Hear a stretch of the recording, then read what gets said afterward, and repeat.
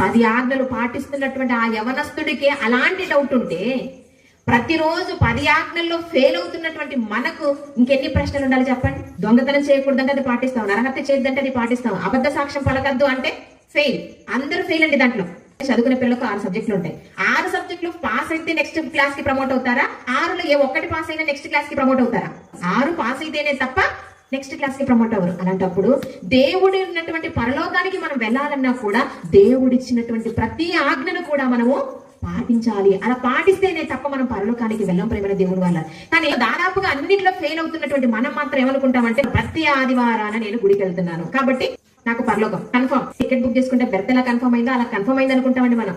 ప్రతి ఆదివారంలో నేను చర్చికెళ్తున్నాను కాబట్టి నాకు పరలోకం వచ్చేస్తుంది. ప్రతి ఉదయాన్నే లేచి నేను ప్రార్థన చేసుకుంటాను కాబట్టి నేను ఏం చేసినా చెల్లిపోతుంది అనుకుంటాం. కానీ దేవుడిచ్చినటువంటి ప్రతి ఆజ్ఞను మనం ఫాలో అవ్వాలి. అలా చేస్తేనే తప్ప మనం పరలోకానికి వెళ్ళం ప్రేమైన దేవుని వల్ల.